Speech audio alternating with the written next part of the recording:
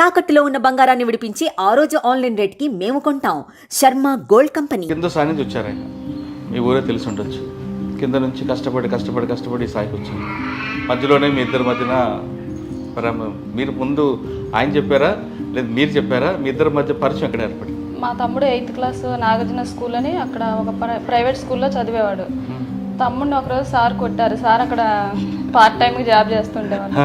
అయితే ఎవరు కొట్టింది అనేసి నేను అడుగుతాను అని చెప్పేసి స్కూల్ దగ్గరకు వచ్చాను సార్. అప్పుడు సారు బైసికల్ మీద వస్తున్నారు. నేను ఎవరో స్టూడెంట్ అనుకొని ఇక్కడ సునీల్ సార్ అంటే ఎవరండి అని అడిగాను. ఏమో నాకు తెలీదు అన్నారు.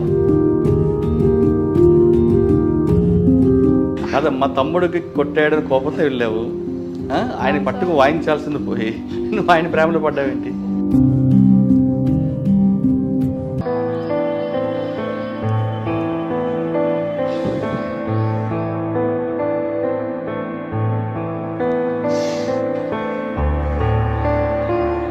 చాలామంది తల్లిదండ్రులు ఏం చేస్తున్నారంటే ఇటువంటి పిల్లల్ని హాస్టల్స్లోనో లేదంటే వదిలిపెట్టి వెళ్ళిపోతుంటారు. అటువంటి వాళ్ళకి మెసేజ్ ఇవ్వడానికి నిన్ను అడిగాను తప్ప నిన్ను ఏడిపించాలని నీ కంట కన్నీరు చూడాలని మాత్రం కాదు. కిడ్నీలో స్టోన్స్ వచ్చినాయి సార్. 9th మంత్లో చెకప్ కోసమని హాస్పిటల్కి వెళ్ళాను. సిజేరియన్ చేయాలి, పెయిన్స్ వచ్చేస్తున్నాయి అని చెప్పేసి బాబుని సిజేరియన్ చేసేసారు. బాబు పుట్టాడు. నాకు ఎనిస్థీషియా కొంచెం లైట్ వినిపిస్తుంది. బాబు బతకడం కష్టమే అయ్యి అని చెప్పేసి వాళ్ళు అంటున్నారు. బాబుని హాస్పిటల్ ఇవ్వమని చాలామంది ఫోర్స్ చేస్తున్నారు. సార్ ఏమో ఏడుస్తున్నారు, ఏం చెప్పట్లేదు సమాధానం. అందరూ మీరు చాలా ఇబ్బంది పడతారు. ఏమైంది అసలు బాబుకి అని అడిగినప్పుడు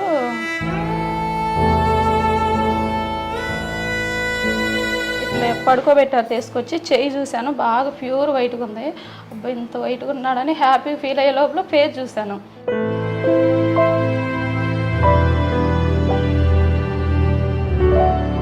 నేను అన్నాక అనాథాశ్రమంలో ఎవరు చేస్తారు ఆ బాబుని అని అడిగాను. సిస్టర్స్ అన్నారు. వాళ్ళు ఎవరు ఆ సిస్టర్స్ డబ్బులు తీసుకొని ఒక కళ్ళు లేని పిల్లల్ని వాళ్ళే అలా చేస్తుంటే కన్న తల్లిని నేను చదువుకోలేనా? కానీ అప్పుడప్పుడు అనిపించేదా ఆడిని చూడాలి, ఆడ అమ్మ అని పిల్లాలి అని? కరెంటు పోయినప్పుడు నాకు అప్పుడు ఆ ఫీలింగ్ కలిగిద్ది. 24 hours ఇదే ఫీలింగ్లో ఉంటాడు. అసలు ఏం కనిపించదు, కలర్స్ కనిపించదు. అప్పటి నుంచి దేవుడిని నమ్మటం కూడా మానేశాను. ఎందుకు? నా బిడ్డే నాకు దేవుడు అనేసి. కనిపించిన దేవుడికి పూజలు చేయటం కంటే నా కొడుకే నేను ఎక్కడికి వెళ్ళినా కానీ కాళ్ళకి నమస్కారం చేసుకొని వెళ్తా సార్. కాకపోతే సార్ కాళ్ళకి మాత్రం నమస్కారం చేయాలి సార్. ఇలాంటి ఫాదర్ దొరకటం కూడా చాలా కష్టం పిల్లలకి. ఇప్పుడు నార్మల్గా అమ్మాయి పుట్టిందంటేనే వదిలేస్తున్నారు.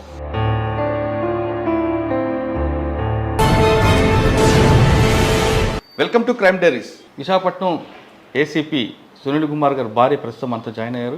ఆమెను అడిగి వాళ్ళిద్దరి మధ్యన ప్రేమ ఎలా పుట్టింది, తర్వాత జరిగిన పరిణామాలు, ఒక తల్లిగా కొడుకు పట్ల చేస్తున్న సేవ ఏంటో ఆమెను అడిగి తెలుసుకుందాం. నమస్తే అమ్మ. నమస్తే అండి. కింద స్థాయి నుంచి వచ్చారు ఆయన, మీ ఊరే తెలిసి ఉండొచ్చు. కింద నుంచి కష్టపడి స్థాయికి వచ్చారు. మధ్యలోనే మీ ఇద్దరి మధ్యన మీరు ముందు ఆయన చెప్పారా లేదు మీరు చెప్పారా? మీ ఇద్దరి మధ్య పరిచయం ఎక్కడ ఏర్పడింది? ప్రపోజ్ చేయడం అంటే ఏమీ లేదు సార్. నార్మల్గా సారు మా తమ్ముడు 8th క్లాస్ నాగార్జున స్కూల్ అని అక్కడ ఒక ప్రైవేట్ స్కూల్లో చదివేవాడు. తమ్ముడిని ఒకరోజు సార్ కొట్టారు. సార్ అక్కడ పార్ట్ టైంకి జాబ్ చేస్తుండేవాడు. అయితే తమ్ముడు స్కూల్కి వెళ్ళను అయ్యి అని చెప్పేసి మారం చేసి ఇంటి దగ్గర ఉన్నాడు సార్. అప్పుడు నేను ఇంటర్మీడియట్ జాయిన్ అయ్యాను అక్కడ జగ్గిపేట. అయితే ఎవరు కొట్టింది అనేసి నేను అడుగుతాను అని చెప్పేసి స్కూల్ దగ్గరకు వచ్చాను సార్. వస్తే స్కూల్ దగ్గరే క్లోజ్ అయిపోయింది లంచ్ అవరు. స్కూల్ క్లోజ్ చేశారు, గేట్లన్నీ లాక్ చేసేసారు. ఇంకా లంచ్ టైం 2 ఎంతో అయింది సార్. అప్పుడు ఇంకా నేను తమ్ముడు వెళ్ళను అంటే ఎగ్జామ్స్ అవి ఉన్నాయి తమ్ముడికి, జస్ట్ ఒకసారి కనుక్కుందా నేను చెబుతాను రాని వస్తే అప్పుడు సారు బైసికల్ మీద వస్తున్నారు. నేను ఎవరో స్టూడెంట్ అనుకొని ఇక్కడ సునీల్ సార్ అంటే ఎవరండి అని అడిగాను. ఏమో నాకు తెలీదు అన్నారు. అంటే ఇంకా ఎవరు ఒకసారి తమ్ముడు భయపడిపోతున్నారు, 2-3 days నుంచి ఇంకా స్కూల్కి వెళ్ళట్లేదు అనేసి ఇంకా ఒకసారి నేను వెళ్ళేసి అడుగుతాను అని చెప్పేసి వెళ్ళాను. వెళ్ళగానే సారు మళ్ళీ లోన కనిపించారు నాకు ఆఫీస్ రూమ్ దగ్గర. సార్ బాబు ఇక్కడ సునీల్ సార్ అంటే ఎవరమ్మా అని అడిగాను. అంటే ఇంకా సారు పైన ఉన్నారు క్లాస్ రూమ్లో అని చెప్పారు. అవునా అని చెప్పేసి క్లాస్ రూమ్లోకి వెళ్ళాను డైరెక్ట్గా. సార్ అప్పుడు వాళ్ళకి టీచ్ చేస్తూ ఉన్నారు. సబ్జెక్ట్ ఏదో ఎక్స్ప్లెయిన్ చేస్తుంటే నేను అక్కడికి వెళ్ళేసి పిల్లలు, నాకు తెలిసిన పిల్లలు చాలామంది ఉన్నారు అక్కడ.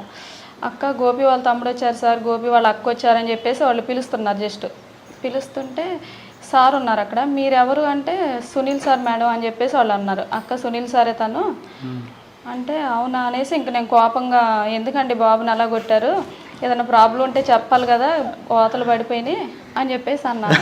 అన్న తర్వాత సారు నేను కొట్టలేదు, నేను కాదు సునీల్ సార్ అంటున్నారు. వీళ్ళు సారే సునీల్ సార్, సారే సునీల్ సార్ అంటున్నారు. ఇక నేను కోపంగా వచ్చేసాను. వచ్చిన తర్వాత నాది అప్పుడు డిఎంఎల్టీ ల్యాబ్ టెక్నీషియన్ కంప్లీట్ అయిపోయింది. కంప్లీట్ అయిపోతే నేను దానికి సంబంధించి ప్రాక్టీసు వాటికి సంబంధించి నేను అవి తీసుకుంటున్నాను. ఇంకా సార్ అలా వచ్చేవాళ్ళు, అలా చూస్తుంటే ఒకసారి ఒక్క నిమిషం ఆపండి. మీరు స్కూల్కి వచ్చి సునీల్ నువ్వా అంటే ఎందుకు కాదన్నారు? అంటే నేను అప్పుడు స్కూల్లో టీచర్ సార్. టీచర్ అయితే తను వచ్చేసి ఏ బాబు సునీల్ సార్ ఎవరని చెప్పేసి అడిగింది. అంటే నేను టీచర్ ఏంటి, నేను బాబు అంటే నన్ను కూడా స్టూడెంట్ అనుకుందని సార్ పైన ఉన్నారని చెప్పి అప్పటి నుంచి ఇంకా 2-3 టైమ్స్ సార్ నాకు కనిపిస్తూ ఉండేవాళ్ళు, ఫాలో అయినట్లుగా అట్లా అనిపించారు. కాకపోతే నేను అబ్జర్వేషన్ చేసినప్పుడు ఫాలో అవుతున్నట్టు అనిపించారు. కాకపోతే నేను పట్టించుకోకుండా వెళ్ళిపోయేదాన్ని. ఒక 2-3 టైమ్స్ నేను స్కూల్కి వెళ్ళే బస్సులో కూడా, కాలేజ్కి వెళ్ళే బస్సులో కూడా కనిపించారు. మా క్లాస్మేట్స్ వీళ్ళందరూ ఫ్రెండ్స్ లాగా ఉండేవాళ్ళు కాబట్టి అలా వస్తున్నారేమో, ఎవరు అనే పర్సన్ నాకు తెలియదు అసలు ఏ ఊరు ఎక్కడ అనేసి. ఒకసారి ఇంక అలా ఫాలో అవ్వకుండా సార్కు తెలిసిన ఫ్రెండ్ ద్వారా మా పేరెంట్స్కి చెప్పించారు, ఇలా నేను అమ్మాయిని మ్యారేజ్ చేసుకోవాలనుకుంటున్నాను అయ్యి అనేసి. తనంటే అమ్మ వాళ్ళని అడగమనండి, అమ్మ వాళ్ళకి ఇష్టమైతే మాకు ఓకే అని చెప్పేసి అన్నాను. ఇంకా డాడీకి మమ్మీకి చెప్పేశాము. ఇక్కడ మధ్యలో మీకు ఎప్పుడు చెప్పలేదా నేను ప్రేమిస్తున్నానని? ఆ అమ్మాయితో ఒకసారి చెప్పించారు. అయితే మా పేరెంట్స్కే చెప్పమానండి డైరెక్ట్గా అనేసి అన్నాను. అంటే మీరు మా అభిప్రాయం లేకుండా డైరెక్ట్గా మీరు వాళ్ళ పేరెంట్స్కి వెళ్ళిపోయారా? పేరెంట్స్కి ఇష్టమైతే నాకు ఇష్టమే అని చెప్పేశాను.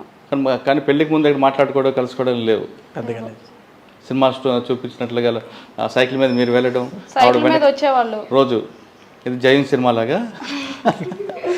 నేను కాలేజ్ నుంచి బస్ స్టాండ్కి వెళ్తుంటే అలా కనిపిస్తూ ఉండేవాళ్ళు, మెరుపు తీగల ఇలా వచ్చి వెళ్ళిపోతున్నాడు. వెనక ఫాలో అవ్వటం అలా వచ్చేవాళ్ళు. కానీ మీరు ఆయన ఫాలో అవుతారని కనిపెట్టారు, మీ ఫ్రెండ్ ద్వారా ప్రపోజల్ పంపించారు. మీరు ఎందుకు ఆయన్ని యాక్సెప్ట్ చేశారు?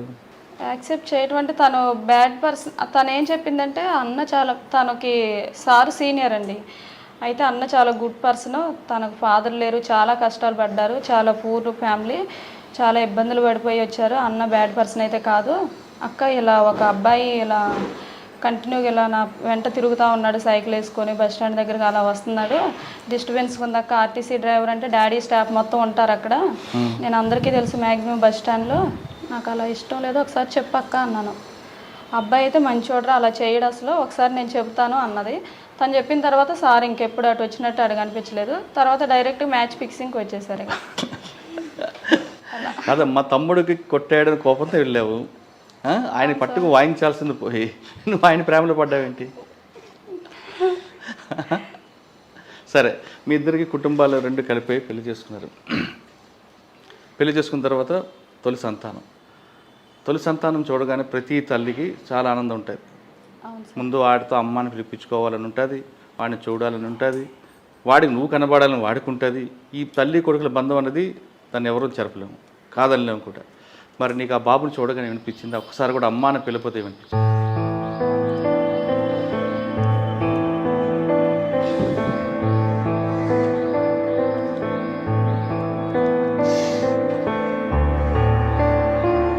అమ్మ నేను ఏడిపించాలని గుర్తు చేయాలని కాదు. మిగతా వాళ్ళు చాలామంది తల్లులు ఏం చేస్తున్నారంటే అటువంటి పిల్లల్ని హాస్టల్స్లోనో లేదా ఎవరికో దత్తత చెల్లిపోతున్న కాలంలో నువ్వు ఇంకా ఆ బాబుని చక్కగా చూసుకుంటున్నావు అంటే నీ తల్లి ప్రేమ, నీ పేగు బంధం అనేది దాని విలువ కట్టలేదన్నమాట. అటువంటి వాళ్ళకి మెసేజ్ ఇవ్వడానికే నిన్ను అడిగాను తప్ప నిన్ను ఏడిపించాలని, నీ కంట కన్నీరు చూడాలని మాత్రం కాదు. చాలామంది తల్లిదండ్రులు ఏం చేస్తున్నారంటే ఇటువంటి పిల్లల్ని హాస్టల్స్లోనో లేదంటే వదిలిపెట్టి వెళ్ళిపోతుంటారు, అంత దుర్మార్గంగా ఉంటారు. కానీ నీకు ఆ పేగుబంధం విలువ తెలుసు కాబట్టి పేదరికం అడ్డు ఉన్నా నీ పేగుబంధం ముందు ఆ పేదరికం ఓడిపోయింది, అవునా కాదు? మీకు అప్పుడు కష్టాలు ఉండినా నీకు నా కొడుకు పోషించగలన నమ్మకం తండ్రికి ఉంది కాబట్టి అటువంటి కష్టాల్లో కూడా అటువంటి అబ్బాయిని మీరు సాకుతూ వచ్చారు. అవునా? బాబుకి నేను కిడ్నీలో స్టోన్స్ వచ్చినాయి సార్ 9th మంత్లో. చెకప్ కోసమని హాస్పిటల్కి వెళ్ళాను. వెళ్తే అన్ఎక్స్పెక్టెడ్గా సిజేరియన్ చేయాలి, పెయిన్స్ వచ్చేస్తున్నాయి అని చెప్పేసి బాబుని సిజేరియన్ చేసేసారు. బాబు పుట్టాడు. నాకు ఎనిస్థీషియా కొంచెం లైట్ వినిపిస్తుంది, బాబు బతకడం కష్టమే అయ్యి అని చెప్పేసి వాళ్ళు అంటున్నారు. బాబు సౌండ్ అయితే విన్నాను నేను. ఫస్ట్ ఏడుపు వినపడగానే ఓకే అనుకున్నాను. కాకపోతే నా మనసులో ఎప్పుడు బాబు కొంచెం వైట్గా నాలాగే ఉండాలని కోరుకునేదాన్ని, ఇంకేం కోరుకోలేదు. కానీ అంటే ఆయనలో ఉండకూడదన్నా, వైట్గా ఉండాలి అనుకునేదాన్ని. ఇంకా బాబు పుట్టాడు. బాబు అని అయితే నేనేం ఎక్స్పెక్టేషన్స్ పెట్టుకోలేదు సార్. అయితే వైట్గా ఉండాలని మాత్రం అనుకునేదాన్ని. ఇంకా బాబు పుట్టాడు, బతుకుతాడా లేడా, ఏంటి ఎలా ఉన్నాడు, మీరు అసలు స్కాన్లు తీసారని చెప్పేసి ఎనిస్థీషియా డాక్టర్ గారు మేడంని అడుగుతున్నారు, నాకు సిజేరియన్ చేసిన మేడంని. అయితే నేను చేశాను, స్కాన్లు కూడా 4-5 తీసాను, నాకైతే ఏ ప్రాబ్లం కనిపించలేదు అంటే, అసలు ఫేస్ తీసినట్టు ఏ స్కానింగ్లోనూ లేదు, అసలు ఎక్కడ తీసామని చెప్పేసి వాళ్ళ మధ్య చిన్న ఆర్గ్యూ జరుగుతుంది. ఇంకా నేను పడుకున్నాను. ఇక తర్వాత ఏం జరిగిందో నాకు వినిపించలేదు. ఆఫ్టర్ 2-3 డేస్ తర్వాత నాకు అది హాస్పిటల్లో డే ఎప్పుడో నైట్ ఎప్పుడో కూడా నాకు అర్థం అవ్వలేదు. ఫుల్ ఫీవర్ వచ్చేసింది. అమ్మ, నాన్న, సారు బాబుని తీసుకొని విజయవాడ వెళ్ళిపోయిన విషయం కూడా నాకు తెలీదు. ఆఫ్టర్ 3 డేస్ తర్వాత అమ్మ వాళ్ళు నాకు అక్కడి నుంచి కాల్ చేశారు, బాబుని హాస్పిటల్లో ఇవ్వమని చాలామంది ఫోర్స్ చేస్తున్నారు, సునీల్ని సార్ ఏమో ఏడుస్తున్నారు. అప్పుడు కూడా సారే అనేవాళ్ళం మేము, సార్ని నార్మల్గా స్కూల్లో అలా చెప్తారు కదా. అయితే సార్ని బాగా ఫోర్స్ చేస్తున్నారు, సార్ ఏమో ఏడుస్తున్నారు, ఏం చెప్పట్లేదు సమాధానం, అందరూ మీరు చాలా ఇబ్బంది పడతారు, ఏదన్నా ఒక అనాథాశ్రమంలో ఇచ్చేసేయండి, మీకు చిన్న ఏజ్లో మ్యారేజ్ అయిపోయింది, నాది అప్పుడు ఇంటర్మీడియట్ కంప్లీట్ అయిపోయింది సార్. అయితే చిన్న ఏజ్లో మ్యారేజ్ అయిపోయింది, మీరు ఆ బాబుని హ్యాండిల్ చేయడం వల్ల మీ పర్సనల్ లైఫ్కి కూడా చాలా ఇబ్బంది అయిపోయింది అని చెప్పేసి అన్నారు.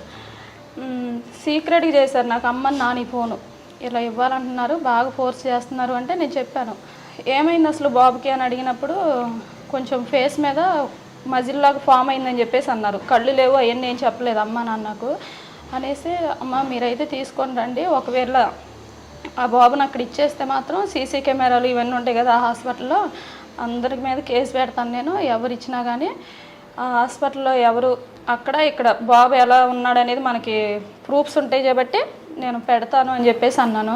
అలా ఏమంటలేదు, సార్ అయితే ఏడుస్తున్నారు, అన్నం కానీ వాటర్ ఇంతవరకు 3 డేస్ అయినా ఏం తాగట్లేదు అని చెప్పేసి అమ్మ అన్నారు.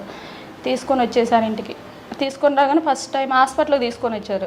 నేను బెడ్ మీద ఉంటే నా పక్కన పడుకోబెట్టారు. అసలు ఏంటి ఏం అర్థం కాలే నాకు, ఫేస్ ఎక్కడ ఉంది ఏంటి, ఇట్లా పడుకోబెట్టారు. తీసుకొచ్చి చెయ్యి చూశాను, బాగా ప్యూర్ వైట్గా ఉంది. అబ్బాయి ఇంత వైట్గా ఉన్నాడని హ్యాపీ ఫీల్ అయ్యే లోపల ఫేస్ చూశాను. చూడగానే బ్లైండ్ అనేది ఉన్నా కానీ లైవ్లో చూసింది బాబునే ఫస్ట్ టైం. బ్లైండ్ అంటే ఇలా ఉంటారా, అసలు కళ్ళు కనిపించట్లేదు ఏందని చూశాను. ఐ ఫార్మేషన్ లేదన్నారు.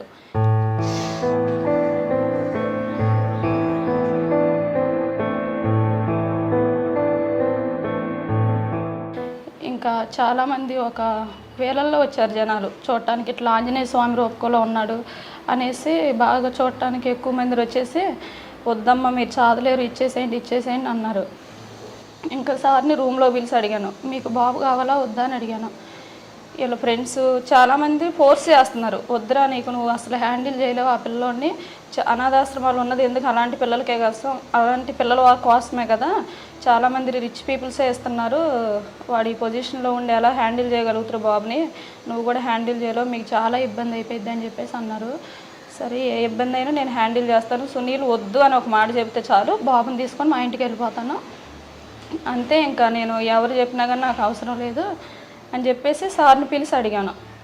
అడిగితే సారు ఏడ్చారు, నీకు కావాలా వద్దా అని చెప్పేసి అడిగితే నీకు అని అడిగారు. నాకైతే కావాలి, మీకు వద్దంటే మీరు చెప్పండి, అందరు నన్ను ప్రెజర్ పెడుతున్నారు బాగా, వద్దు అనేసి. ప్రతి ఒక్కళ్ళు హాస్పిటల్లో వచ్చి అదే వాళ్ళు ఏంటంటే నా మంచి కోసం వాళ్ళు ఆలోచిస్తున్నారు. నేను అన్నాక అనాథాశ్రమంలో ఎవరు చేస్తారు ఆ బాబుని అని అడిగాను. సిస్టర్స్ అన్నారు. వాళ్ళు ఎవరు ఆ సిస్టర్స్ డబ్బులు తీసుకొని ఒక కళ్ళు లేని పిల్లోడిని వాళ్ళే అలా చేస్తుంటే కన్న తల్లిని నేను చదువుకోలేనా అని చెప్పేసి నేను అన్నాను సార్. అన్న తర్వాత ఇంకా ఒక 1 వీక్ 10 డేస్ 2 మంత్స్ దాకా బాగా ప్రెజర్ చేశారు. ఇంకా నేను మాట్లాడటం మానేశాను జనాలతో. ఇంకా ఏదేమైనా కానీ నా బాబుని నా వైపుని నేను చూసుకుంటా అని చెప్పేసి సార్ ఇంకా ఈ టాపిక్ ఎవరు తేవద్దని చెప్పి డిశ్చార్జ్ రోజు సార్ గట్టిగా చెప్పేశారు సూపర్. రిలేటివ్స్ అందరికీ చెప్పేసి ఇంకా బాబుని తీసుకొని వెళ్ళిపోయాం. వెళ్ళిపోగానే ఊర్లో ఇంటికి అందరూ వచ్చేస్తున్నారు ఇంకా బాబుని చూడటానికి. ఇలా కళ్ళు లేవు అసలు అబ్బాయి ఈ అమ్మాయిని ఉంచుకుంటాడా వదిలేస్తాడా అన్నట్టుగా ఒక విధంగా చూడటం అంత డిఫరెంట్గా. ఇక వాళ్ళు అసలే పేదవాళ్ళు, వాళ్ళకి తినడానికి కూడా కొంచెం కష్టంగా ఉంది. ఇందులోని ఈ మ్యారేజ్ చేసుకొని ఈ సంబంధం ఇవ్వటం కూడా చాలామందికి ఇష్టం లేదు. ఆర్టీసీ డ్రైవర్ అయ్యి ఉండి ఇంత ఇలాంటి సంబంధం ఎందుకు ఇస్తున్నారు అన్నట్టుగా జనాలు కొంచెం థింకింగ్ అలా. ఇక తర్వాత అయితే నేను గట్టిగా చెప్పాను సార్, నా బాబు నా ఇష్టం, నేను చదువుకుంటాను, ఎవరు వద్దన్నా కానీ సార్కి కూడా చెప్పేశాను, మీకు వద్దన్నా చెప్పండి నేను ఒక్కదాన్ని చూసుకుంటాను అన్నాను. సారే ఇంకా అప్పటి నుంచి అలాగా ఆయన్ని జాగ్రత్తగా చూసుకుంటూ వస్తున్నావా? కానీ అప్పుడప్పుడు అనిపించేదా ఆడిని చూడాలి, ఆడ అమ్మ అని పిల్లాలి అని? కరెంటు పోయినప్పుడు తప్ప ఆ ఫీలింగ్ నాకు ఎప్పుడు అనిపించదు సార్. కరెంటు పోయినప్పుడే నాకు రాహుల్ ఎంత బాధపడుతున్నాడా అనిపించింది. అది సడన్గా మనం నైట్ 8-9 o'clock అప్పుడు ఏదైనా మూవీస్ వస్తున్నా కానీ ఇలా ఉంటే రాహుల్ కూడా బ్రైట్గా ఇంట్లో అలా తిరుగుతుంటే రాహుల్ కూడా మనతో ఈక్వల్గా అనిపిస్తాడు బాబు. కాకపోతే కరెంటు పోయినప్పుడు నాకు అప్పుడు ఆ ఫీలింగ్ కలిగిద్ది. 24 hours ఇదే ఫీలింగ్లో ఉంటాడు, అసలు ఏం కనిపించదు, కలర్స్ కనిపించదు. అప్పటి నుంచి దేవుడిని నమ్మటం కూడా మానేశాను. నా బిడ్డే నాకు దేవుడు అనేసి. ఏ పాపం తెలీదు, తప్పు తెలీదు, అబద్ధం చెప్పడు, ఆశపడడు, అసలు ఎలాంటి బ్యాడ్ ఒపీనియన్స్ ఉండవు. కనిపించిన దేవుడికి పూజలు చేయటం కంటే నా కొడుకే నేను ఎక్కడికి వెళ్ళినా కానీ కాళ్ళకి నమస్కారం చేసుకొని వెళ్తా సార్ బాబుకి. అది సక్సెస్ అయిపోయింది. నెల పొడుపు రోజు కూడా నేను అప్పుడు దేవుడి ముఖం చూసేవాడిని. నేను ఎక్కువ శివ భక్తురాను సార్. అమ్మ వాళ్ళు హిందూస్, సార్ వాళ్ళు కొంచెం క్రిస్టియన్స్. అట్లా ఇక బాబు మీద ఆ ప్రేమ వల్ల ఏ మతాన్ని నమ్మట్లేదు, అన్ని మతాలు ఈక్వల్గా పూజించేదాన్ని. కాకపోతే ఇప్పుడు నాకు దేవుడు నా బిడ్డ అనేసి బాబుకే చెప్తాను. కాకపోతే సార్ కాళ్ళకు మాత్రం నమస్కారం చేయాలి సార్. ఇలాంటి ఫాదర్ దొరకటం కూడా చాలా కష్టం పిల్లలకి. ఇప్పుడు నార్మల్గా అమ్మాయి పుట్టిందంటేనే వదిలేస్తున్నారు. కాకపోతే నేను ఇప్పుడు ఇల్లు షిఫ్టింగ్ అంటే ఫస్ట్ గేదె పాలు ఎక్కడ దొరుకుతాయి అని చెప్పేసి బాబు కోసం పాలు అన్ని సమస్తం సెర్లాకులు ఫుడ్ 1 monthకి సరిపడా పెద్ద స్టోర్ పెడతారు, ప్యాంపర్స్. అసలు టెన్షన్ అనేది ఇక లేదు బాబు విషయంలో. కాదమ్మా, ఇప్పుడు మిమ్మల్ని దగ్గరకు వస్తే గుర్తుపడతాడా లేదంటే? పిలిస్తే వస్తాడు సార్. రాహుల్ కమాన్ అనగానే వచ్చేస్తాడు. ఆయనకు ఆమె కావాలన్నా కానీ అన్నాన్ని ఆమని ఆయనకు అలవాటు సార్. అన్నం అన్నా కానీ వచ్చేస్తాడు. మిల్క్ కావాలన్నా వచ్చి చెప్తాడు, వాష్రూమ్ చెప్తాడు. వేరే వాళ్ళకి ఎవరికి చెప్పడు, ఇంకా అమ్మకి నాకే. అంటే మీ ఇద్దరిలో ఎవరో ఒకరు ఆయనతో ఖచ్చితంగా ఉండాల్సిందే. సరే, మీ ఇప్పుడు అప్పుడున్న కష్టం అలాగ ఉండేది మీకు.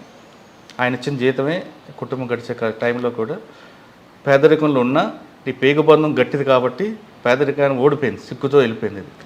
తర్వాత ఆయన పోలీస్ ఆఫీసర్ అయ్యారు. అప్పుడు మీ పరిస్థితి ఎలా మారింది, జీవన విధానం? సార్ నార్మల్గా పోలీస్ ఆఫీసర్ అవ్వకముందు స్టడీకి వెళ్ళినప్పుడు కూడా నేను మా పేరెంట్స్ దగ్గర ఉన్నా సార్. అమ్మ నాన్న మమ్మల్ని కంప్లీట్గా టేక్ కేర్ చేశారు వాళ్ళు. మాకైతే ఎటువంటి ఇబ్బంది లేదు. అమ్మ నాన్న అలాంటి పేరెంట్స్ దొరకడం కూడా నా అదృష్టం. నేను ఒక 6 years 7 years వరకు బాబు గురించి నాకు ఎటువంటి ప్రెజర్ లేదు, ఎటువంటి స్టెయిన్ అవడానికి కూడా లేదు. అమ్మ నాన్న కంప్లీట్గా హ్యాండిల్ చేసేవాళ్ళు, కంప్లీట్గా అమ్మే చూసుకునేవాళ్ళు. నాన్న బాబుకి కావాల్సింది తీసుకొచ్చేవాళ్ళు. సార్ను కూడా ఇబ్బంది పెట్టకుండా చదువుకునేటప్పుడు సార్ హెచ్వైడీలో 2 years ప్రిపేర్ అయ్యారు. ఇంక అందువల్ల మాకు ఎటువంటి ఇబ్బంది అనిపించలేదు. మీకు ఆ కష్టాలు అలా కొనసాగుతున్న టైంలో వీడు పుట్టాడు. అవును సార్. వీడు పుట్టగానే మీ ఆనందం ఏమొచ్చింది? చిన్న బాబు పుట్టినప్పుడు సార్ అంటే నేను ఫస్ట్ అయితే ఐ ఫార్మేషన్ ఉందా లేదా అని అడిగాను సార్. బాబుకి కూడా నేను విజయవాడ రెయిన్బోలో స్కాన్ చేయించాను. చూపిస్తే వాళ్ళకి ఎప్పుడు నేను అదే అడిగాను. 3-4 times తీపిచ్చాము. ఐ ఫార్మేషన్ ఉందా అని అడిగినప్పుడు డాక్టర్ గారు నన్ను తిట్టారనమాట. ఎందుకమ్మా ఊరిగా ఐ ఫార్మేషన్ అంటున్నావు, కన్సీవ్తో ఉన్నప్పుడు అలా స్టెయిన్గా ఫీల్ అవ్వకూడదు, హై బీపీ అలాంటివి వస్తే ఏంటి ఐ ఫార్మేషన్ అని ఐస్ మాత్రం అడుగుతున్నారు ఏంటంటే, పెద్ద బాబుకి ఎలా ఉంది మేడం, అందుకనే నాకు అదొక్కటే భయము, బాడీలో ఇంటర్నల్గా అన్ని ఆర్గాన్స్ ఫామ్ అయినట్టేనా అని అడిగాను. అంతా బాగుంది, ప్రాబ్లం ఏం లేదు, ఐ ఫార్మేషన్ అయితే ఉంది, పెద్ద బాబుకి ఐస్ లేవన్నారు కాబట్టి చిన్న బాబు పుట్టిన తర్వాత అది చూపు అనేది ఉండదు, పుట్టిన తర్వాతే చెబుతాము, ఇప్పటివరకైతే ఆ టెక్నాలజీ డెవలప్ లేదు, మేము చెప్పలేము అన్నారు. ఇంక అప్పటి నుంచి నాకు అదొక టెన్షన్ ఉండేది లోన. ఇంకా బాబు పుట్టిన తర్వాత ఐస్ ఫామ్ అయిందా లేదా అని చెప్పేసి అడిగాను. ఉంది అన్నారు. ఇంకా చూసినప్పుడు బాబు అయితే కొంచెం లైట్ బ్లూ కలర్లో అనిపించారు. ఆయన క్రిష్ అని పెట్టాము ఇంక పేరు. మరి వాడు మీ కలర్ కాకుండా వేరే కలర్ వచ్చాడు కదా, కోపం రాలేదా? ఇంకా కలర్ మీద లేదు సార్. వాడు నేను చూసి ఫస్ట్ టైం అమ్మ అని పిలిచినప్పుడు ఏమవుతుంది ఫీలింగ్స్?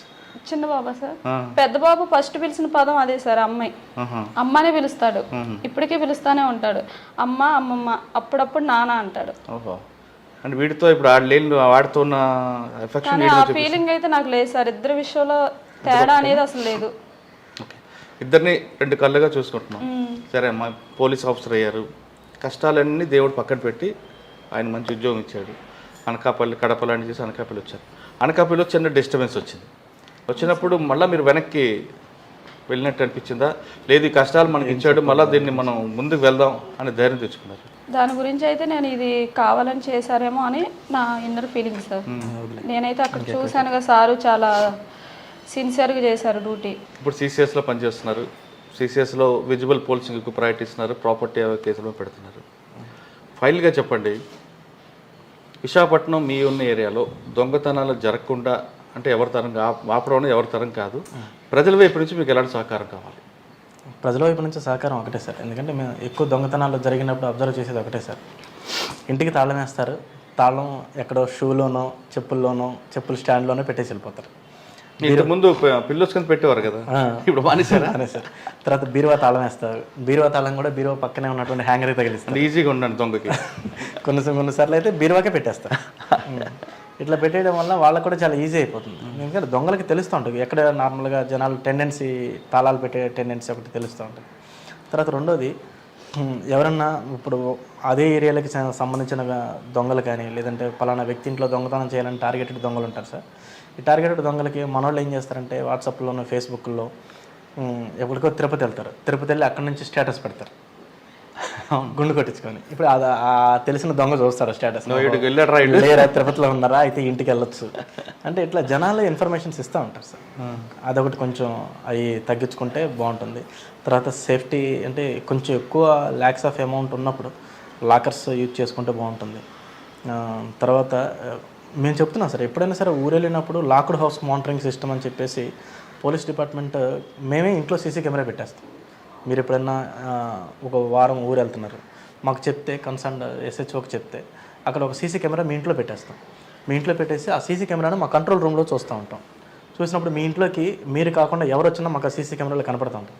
దొంగ వచ్చాడంటే కనుక ఇమీడియట్గా అక్కడ ఉన్నటువంటి ఎవరైతే బ్లూ కోల్స్ రక్షక తిరుగుతూ ఉంటాయో వాళ్ళని మేము అలర్ట్ చేస్తాం, వాళ్ళు ఇమీడియట్గా వెళ్ళిపోతారు. జనాలు అది కూడా చేయట్లేదు సార్. మాకు ఇన్ఫర్మేషన్ ఏంటమ్మా, ఎప్పుడన్నా ఊరు వెళ్ళేటప్పుడు మీ ఇంట్లో వాల్యుబుల్ వస్తువులు పెట్టుకున్నప్పుడు కంపల్సరీ ఇన్ఫర్మేషన్ ఇస్తే మేము ఇంట్లో సీసీ కెమెరా ఫిట్ చేస్తాం, టెంపరీ సీసీ కెమెరా ఉంటాం. మళ్ళీ వచ్చాక మేము అది తీసేసుకుంటాం. అంటే రెంట్ బేస్లో అండి లేదా ఫ్రీగా? ఫ్రీనే సార్, అది రెంట్ బేస్ ఏం కావచ్చు. ఫ్రీగా చేసేసి మేము లాక్డ్ హౌస్ మానిటరింగ్ సిస్టమ్ అని చెప్పారు. తర్వాత సిపి గారి యొక్క మానిటరింగ్ అనేది చాలా హై లెవెల్లో ఉంటుంది సార్. అంటే హై లెవెల్ అనేదానికంటే గ్రాస్ రూట్ లెవెల్లో ఉంటుంది. అంటే అసలు ఒక మనిషి నైట్ తిరుగుతున్నాడంటే ఇన్ డీటెయిల్గా అడుగుతారు, అసలు ఎవరు, ఎందుకు తిరుగుతున్నారు, ఈ టైంలో ఏం పని అతనికి, ఇంతకుముందు ఏమైనా అఫెన్సెస్ ఉన్నాయా, ఒక ఫింగర్ ప్రింట్స్ అన్ని చెక్ చేశారా, అతను CCTNS అని చెప్పేసి ఉంటుంది సార్. మనకి ఎవరి మీద కేసులు ఉంటే కనుక దాంట్లో తెలుస్తూ ఉంటుంది.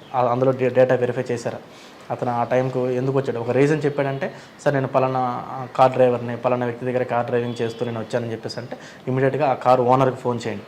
ఫోన్ చేసేసి అతను నైట్ ఈ టైంలో ఎందుకు తిరుగుతున్నాడో కనుక్కోండి, డ్యూటీ నుంచే వస్తున్నాడా లేదంటే ఇంకేదన్నా మనకు అబద్ధం చెప్పాడు.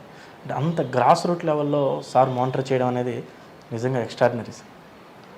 అది మాకు కూడా అంటే ఇన్ ఫ్యూచర్లో మేము కూడా మంచి ఆఫీసర్లుగా ఎదిగినప్పుడు ఇంత భయంకరమైన మానిటరింగ్ చేయాలా, ఇంత గ్రాస్ రూట్ లెవెల్కి, ఇంత మైక్రో లెవెల్కి వెళ్ళాలా అని చెప్పేసి త్రివిక్రమ్ వర్మ సార్ని చూసినప్పుడు, సిపి సార్ని చూసినప్పుడు నేనైతే అది నేర్చుకున్నాను సార్ దగ్గర నుంచి.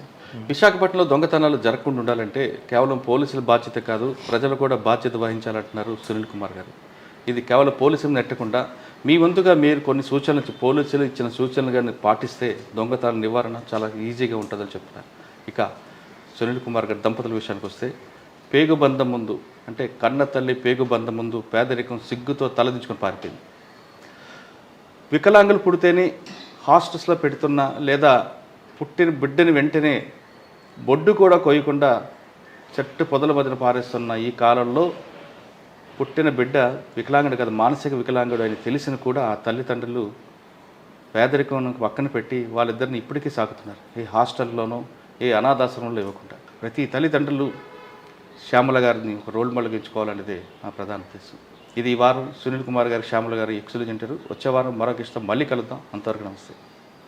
నీకు మరొకసారి అంత గ్రేట్ మీరు.